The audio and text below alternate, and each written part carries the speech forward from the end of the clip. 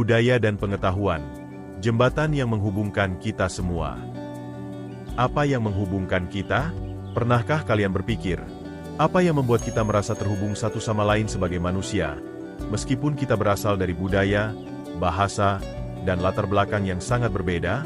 Apakah mungkin karena tradisi yang diwariskan, atau pengetahuan yang kita pelajari dan pertahankan bersama? Pertanyaan ini mungkin terdengar sederhana, tetapi jawabannya jauh lebih dalam.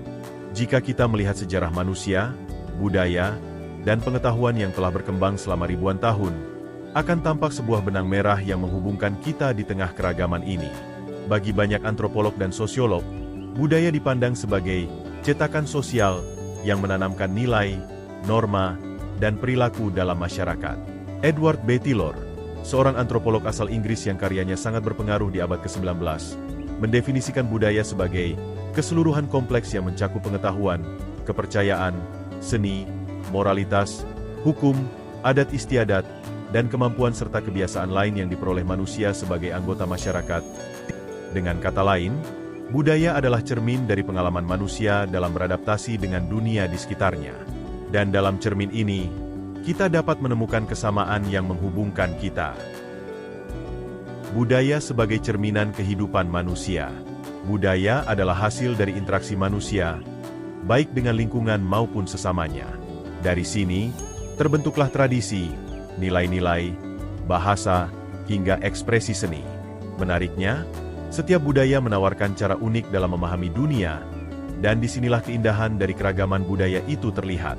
Ambil contoh seni ukir di Bali dan di daerah-daerah Afrika. Meski terpisah jarak ribuan kilometer, seorang pengukir di Bali mungkin tidak berbeda jauh dalam semangatnya dengan pengukir dari suku-suku Afrika. Keduanya mengabadikan kepercayaan dan nilai-nilai yang hidup dalam budaya mereka melalui karya seni. Ketika kita melihat karya seni ukir ini, kita dapat merasakan pesan-pesan yang disampaikan lintas generasi, meski dari budaya yang berbeda. Contoh ini mengingatkan kita bahwa seni adalah bahasa universal, yang tidak mengenal batas geografis atau perbedaan bahasa. Menurut antropolog Clifford Geertz, seni adalah bagian integral dari budaya dan dianggap sebagai teks sosial yang dapat dibaca untuk memahami pandangan hidup suatu masyarakat.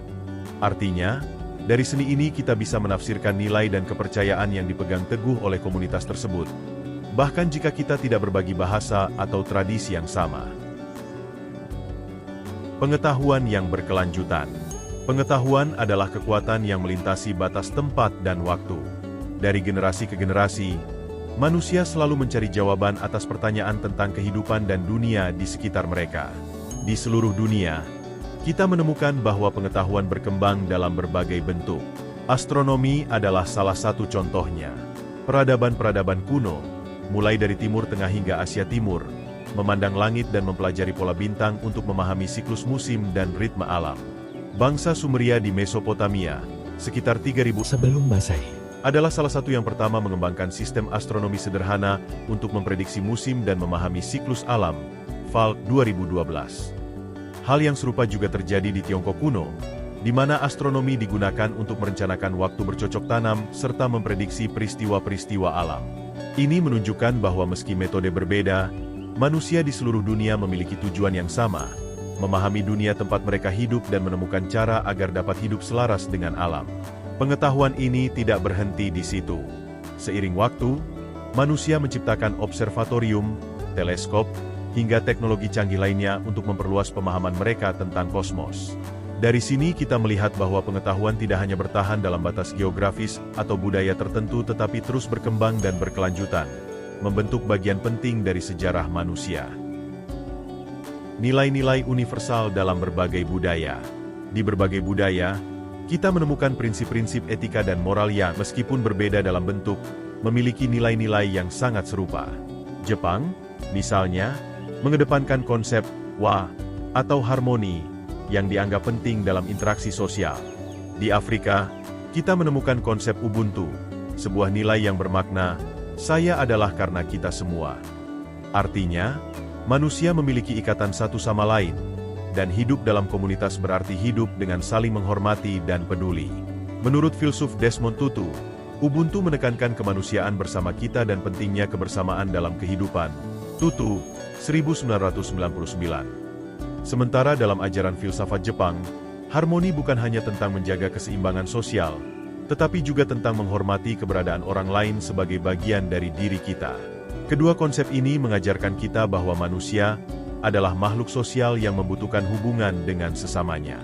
Dalam berbagai budaya, nilai-nilai ini muncul dengan cara yang berbeda, tetapi pada dasarnya mengajarkan pentingnya hubungan antar manusia. Transformasi budaya dan pengetahuan dalam era digital. Seiring perkembangan teknologi, budaya dan pengetahuan kini bergerak lebih cepat daripada sebelumnya. Jika pada zaman dahulu transfer pengetahuan dan budaya membutuhkan waktu bertahun-tahun atau bahkan berabad-abad, sekarang, dengan internet dan media sosial, kita bisa mengakses budaya dan pengetahuan dari seluruh dunia dalam hitungan detik. Perdagangan, perjalanan lintas benua, dan internet memungkinkan kita untuk belajar dari budaya lain lebih mudah, bahkan tanpa harus bepergian. Namun, ini juga membawa tantangan baru. Sebagian antropolog memperingatkan bahwa digitalisasi berpotensi melunturkan nilai-nilai asli yang terkandung dalam budaya. Misalnya, tradisi-tradisi yang berakar kuat di masyarakat seringkali berubah ketika disesuaikan dengan budaya populer di internet. Karena itu, penting untuk tetap menjaga makna dasar dari setiap budaya agar nilai-nilai tersebut tetap utuh. Dengan kata lain, di era digital ini, kita memiliki tanggung jawab untuk tidak hanya memperluas wawasan, tetapi juga menjaga makna dan nilai asli dari setiap tradisi dan pengetahuan yang kita pelajari. Budaya dalam kehidupan sehari-hari. Budaya bukan hanya sesuatu yang bisa kita lihat di museum atau baca dalam buku sejarah. Budaya adalah sesuatu yang hidup di sekitar kita setiap hari. Ketika kita mendengarkan cerita dari orang tua, merayakan hari besar, atau bahkan hanya berkumpul bersama keluarga, kita turut menjadi bagian dari aliran budaya yang lebih besar ini. Antropolog Barbara Meerhoff menggambarkan budaya sebagai tindakan yang hidup, yang berarti setiap kali kita berpartisipasi dalam tradisi atau merayakan hari besar, kita tidak hanya mengikuti kebiasaan, tetapi juga berkontribusi dalam menjaga warisan budaya tetap hidup. Setiap kali kita menceritakan kembali kisah-kisah leluhur atau merayakan perayaan tradisional, kita tidak hanya menyaksikan budaya itu, tetapi juga menghidupkannya. Ini menunjukkan bahwa budaya bukanlah sesuatu yang statis. Ia terus hidup dan berkembang melalui tindakan manusia sehari-hari. Budaya dan pengetahuan tanpa batas. Melalui perjalanan ini, kita telah melihat bahwa budaya dan pengetahuan benar-benar tidak memiliki batas. Dari filsafat hidup hingga teknologi, dari tradisi hingga inovasi, semua ini adalah aliran besar yang menghubungkan kita sebagai manusia. Seperti yang dikatakan oleh sejarawan Arnold Toynbee, peradaban maju tidak hanya melalui penemuan teknologi tetapi juga melalui cara mereka memaknai hidup dan memahami dunia. Toynbee, 1934.